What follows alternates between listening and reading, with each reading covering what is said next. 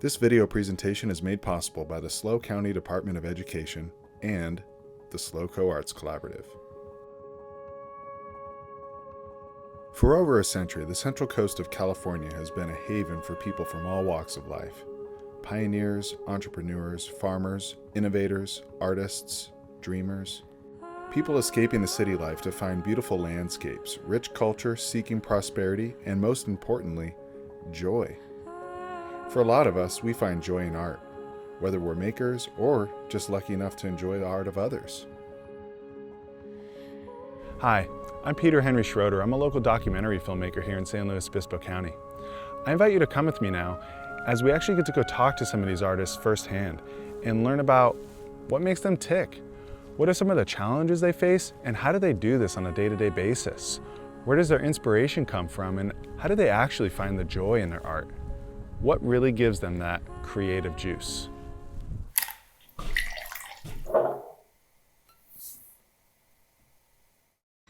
Hi, I'm Larry Labraine. I'm a fused glass and mixed media artist, and I also draw and paint. I work in fused glass, found objects, wood, leather, metal. I put them all together. I'm used to working with my hands, and I've had experience with all those materials. The only thing I have to do when I mix media with glass is find out what kind of glue holds it together. There's all kinds of art that express the human condition. I mean, art can be beautiful, it can be ugly, it can give a message, it can give a political message, it can give a social commentary.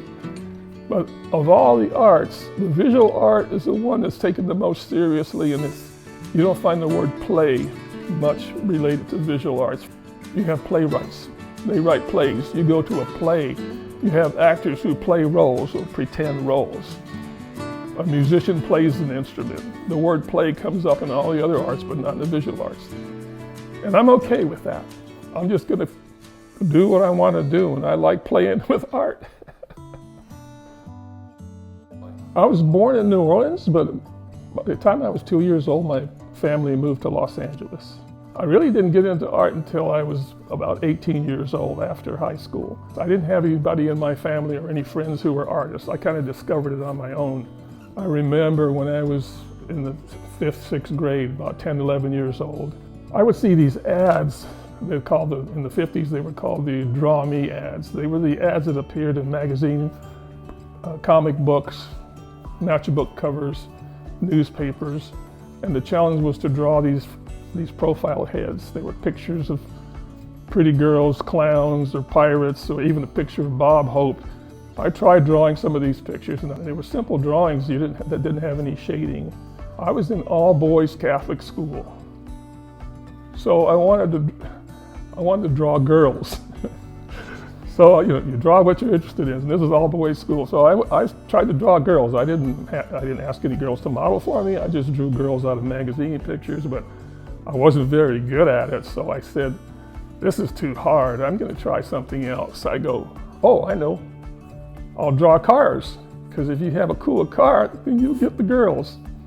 Catholic high school was a great education. It was well-disciplined academic education, but in those days, they didn't teach art. So I enrolled for 2 years at San Bernardino Valley College, and I had put enough work together to form a portfolio and take it back to LA to apply for art school. And at that time, there were three art schools in LA. There was Chouinard's, Otis Art Institute, and Art Center. So I took my portfolio to Otis Art Institute. They told me I could go 4 years. They gave me credit for my AA degree, and I ended up with a master's degree. So to me, that was a no-brainer, but the focus was on fine arts, creative self-expression. That was it. But I had to put that on hold for 2 years, because as soon as I graduated, during the Vietnam War, I was drafted into the U.S. Army. Spent 2 years. I had run out of 6 years of student deferment, so at 24 years old. I was trained in data processing, and these are the days of long frame computers with information on punch cards. So I was sent to Seoul, South Korea for 2 years, 8th Army Command, Supply and Command Headquarters during the Vietnam War. And I bought a camera, and I took pictures of the local environment, and then I would develop the film in the service club darkroom in my off-duty hours. So when I left the Army, I started applying for teaching jobs. So I started teaching high school, 1 year in Fontana High School, and then 2 years of junior high in Rialto Junior High. And then I got a position at Orange Coast College in Costa Mesa. And I went there from 71 to 32 years, 71 to 03. I was an educator first and an artist second at that time. I still drew and paint occasionally, but mostly I did watercolor paintings, landscape paintings on camping trips in the summertime when I had large blocks of time. Oh, every summer we would come camping in Morro Bay. And we fell in love with the area, and we discovered Los Osos. And we loved it so much that we decided that's where I was going to retire. That would be 8 years later. And I retired in May of 03. We sold the house in June, and we were here by the 4th of July. I was always fascinated with glass, using color and light and the texture of glass.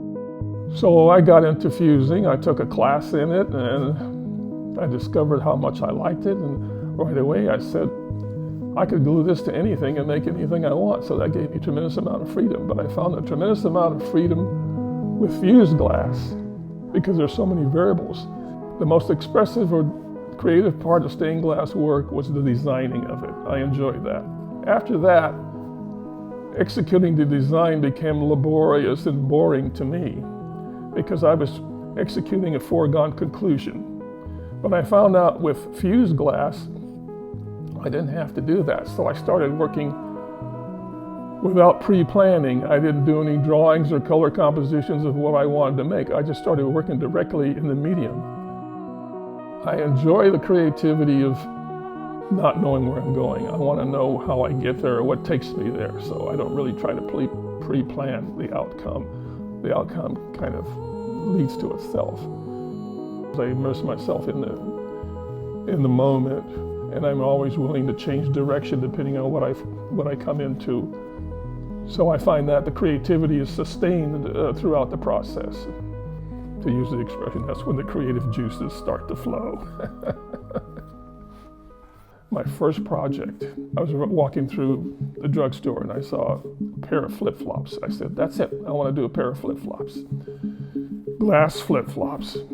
I did the sole out of glass.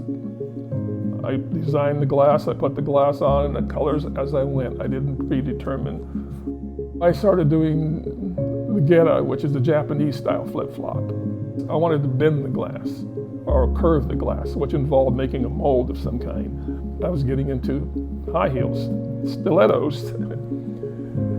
So I remember one of the first stilettos I did is I wanted to do a stiletto. In other words, with a real stiletto knife heel. Oh, I found these switchblade knives on at a garage sale, and they were pretty close match. They weren't exactly a match, but they're close enough. So I started posing these on the heel of the bent glass, and I said, this is going to be pretty aggressive. That's what I thought when I saw the knife. So aggressive was the word that sparked me, and I said, okay, that's where I'm going to go. That's my direction. I'm going to turn this thing into an aggressive shoe. It's going to be black, a lot of black. It's going to have luggage straps. It's going to have bullets around it. And I went online and I found dummy bullets. So I did a series of 6 to 8 teacup corsets. And that was a big hit. The first corset I did, I was worried about it. I showed it at Open Studio and I said, I don't know how people are going to take this. And I had 2 offers to buy it. It was a big hit. So I went on to make, so that was my corset period.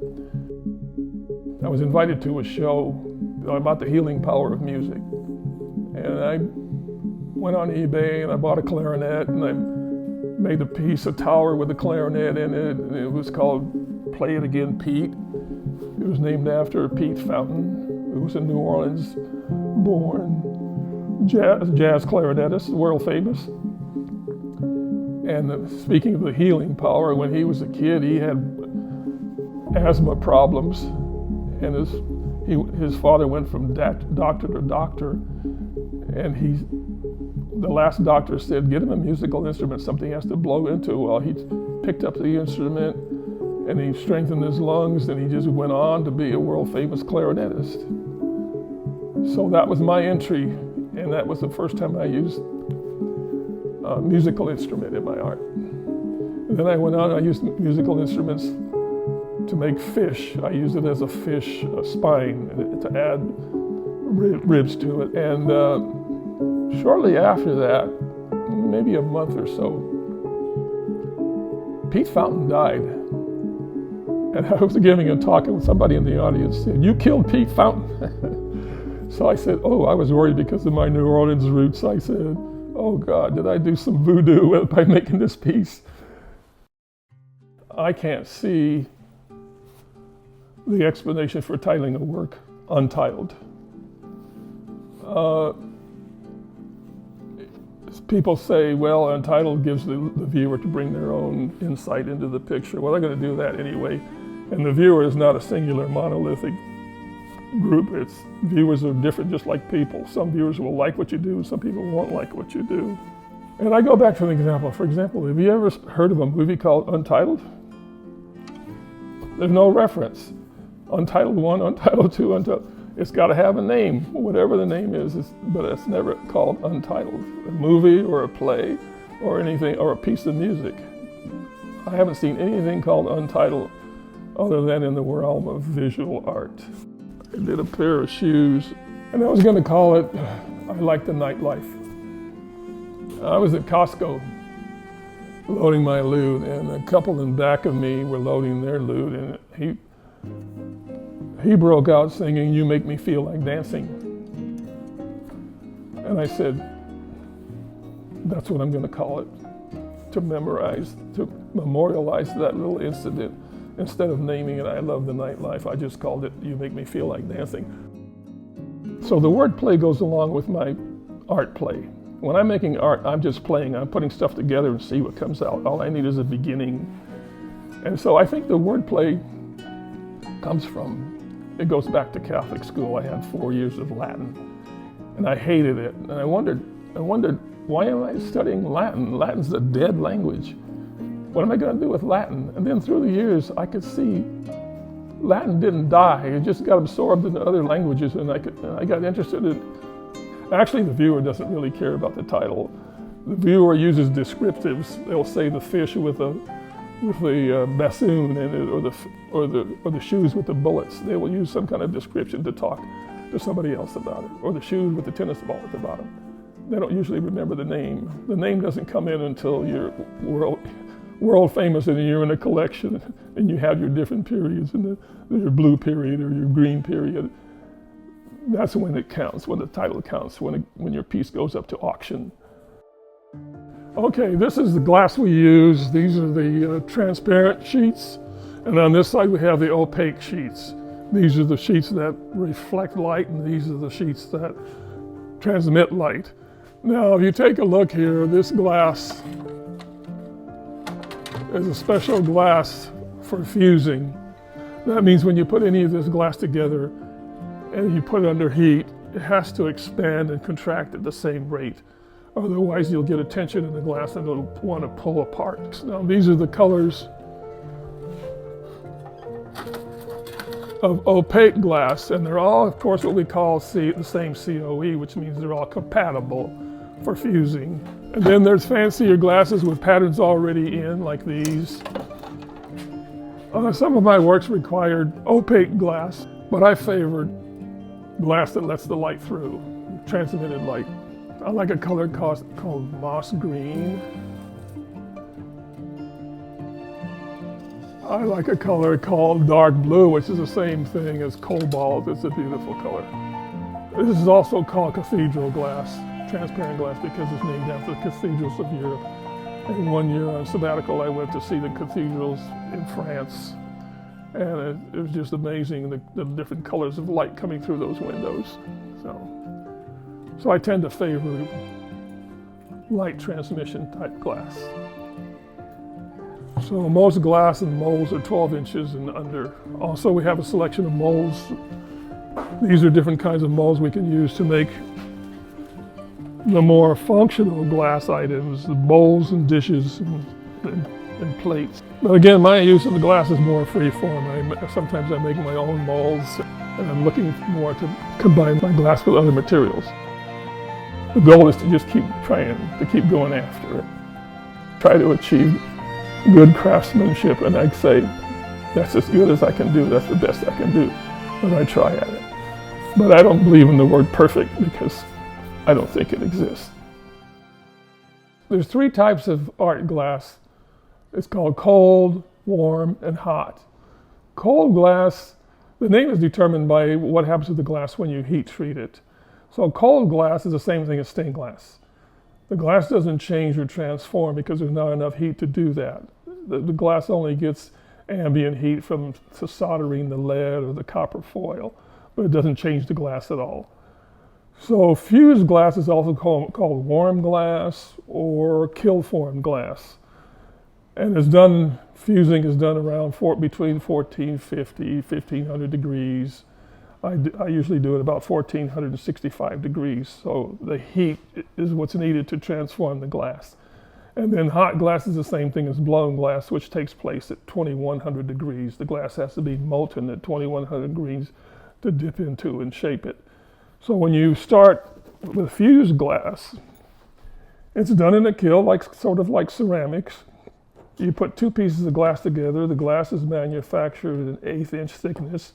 And the reason for that is that when you put it together, you get a 1/4 inch thick piece of glass. And the glass, when heated up, wants to be a 1/4 inch thick. For example, if it's 3 layers thicker than that, the glass starts to grow a bit. Or if it's only 1 layer, the glass will pull in and shrink, trying to seek a 1/4 inch. So the glass stays the same size if it's a 1/4 inch thick. So here's the raw glass put together, and you use 2 pieces of 1/8 inch, so you get a 1/4 inch. Now you can use 2 pieces of clear, or you can add clear in a different color of glass, and the color can be transparent or opaque, it doesn't matter. Now it comes out of the kiln all fused together, flat like this. Now you have the next choice is to leave it flat, drill a hole in it, hang it in the window or something, or you can change it or transform it. If you want to shape it, you have to put it back in the kiln, and you use a mold of some type to form it. This is a ceramic mold, a glass fusing mold that has holes in it so you don't trap any air, otherwise you get a bubble in the glass. So it's put back in the mold and then put back in the kiln at a lower temperature, in this case about 1245 degrees Fahrenheit. The glass gets soft enough to slump into the mold. Now, one day I had a student who was thinking outside the box. She took the piece and turned it like this and put it in the kiln, and it came out like this. And I thought this was a pretty good result, and I've been doing mine like that ever since. It just shows the creativity of this process.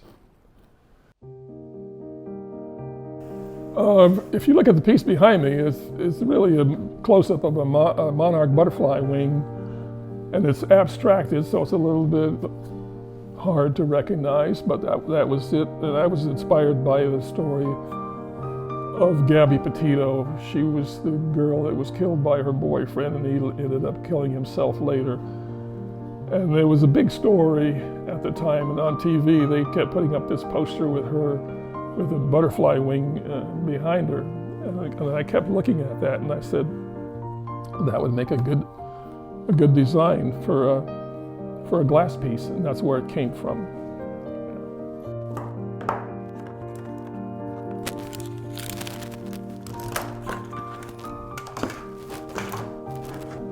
Okay, lately I've been working with fractured glass, which is tempered glass, which becomes crumbled or crushed like this. Tempered glass is the glass in the side windows of your car. When it's impacted, it breaks down and little harmless crumbles. So I like the idea of a tempered glass with my pieces, so it refracts the light all over the place, and in the right sunlight, it'll sparkle. Okay, I'm going to show you how I construct the panel that goes behind the fused glass. So I'm going to start with a circle of clear glass. You can use any kind of glass, window glass. This is actually fusing glass, but it doesn't matter. So I'm going to put the plain glass in the tub like this. This tub is to capture any fracture that explodes. This is a glue that I found. It's a rubberized glue that will dry crystal clear. So I'm going to trail the glue. The glue is about 1/2 inch from the edge, so when I squish the glass down, it doesn't ooze out the border. So the next thing I do is I put a piece of tempered glass. This is actually tempered glass shelving that I buy online. I'm going to center it on the circle and squeeze it down. Next, I'm going to add the glue to the tempered panel in the same position. I add the top circle of clear glass, then I clamp it in place.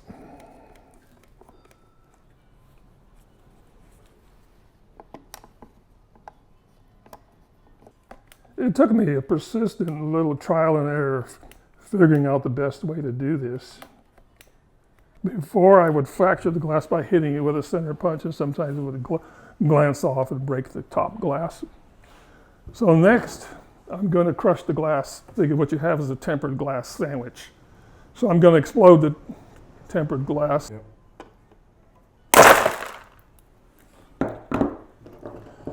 Now I break off the pieces sticking out of the border.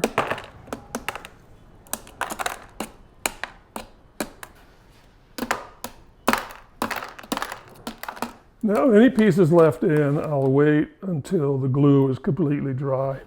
The finished product is usually about 3/4 of an inch thick. The tempered glass is 3/8, and then you have 2/8 of fused glass. That means you have to have a custom stand. Stands on the market are designed for 1/4 inch thick glass. So I design and have my custom stands welded. Here's the stand I designed. This panel is going to fit into the frame.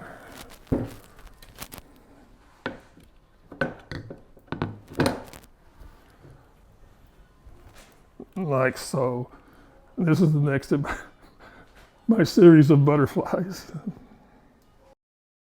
I had my welder guy weld on the chain. I spray painted the stand, and it's ready to set in. And there's the finished product. Try different media, different processes to see which one might click with you. In other words, take a class in it so you don't have to invest in materials and equipment to see if that's what you want to do. If you want to do ceramics for the rest of your life or whatever. Get the word failure out of your vocabulary. I don't see failure. If something goes wrong and it's an obstacle to overcome, it adds to the creativity. How do I fix this, or how do I change it? So don't use the word failure. Failure means give up, you're dead, it's over, it's too negative. So I don't think of it that way. Failure is a learning process. It's just as important as to learn what not to do. Failure is another challenge. Maybe once in 5 years, something goes so wrong I'll have to throw it out, but it's very rare. I adapt, change direction. That's part of the journey. I've been asked before, what's your favorite piece? And the only thing I can say is, I haven't made it yet. That's what keeps me going. Like a kid, but a grown kid, because I have to think about the balance, the aesthetics, because that's the way I was trained.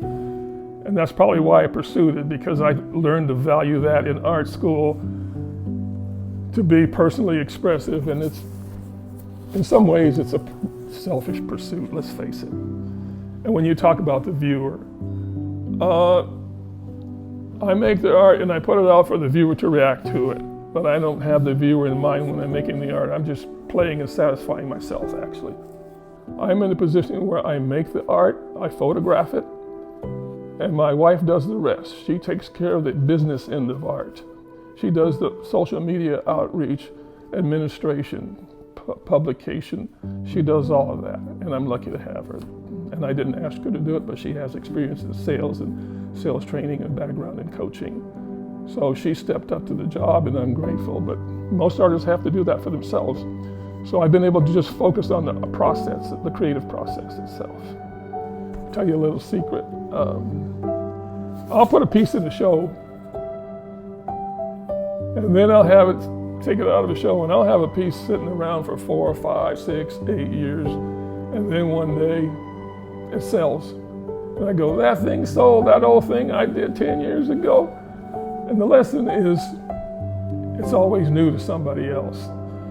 Somebody who hadn't seen it before and connected with it decided to buy it. So I have to look at it from that perspective.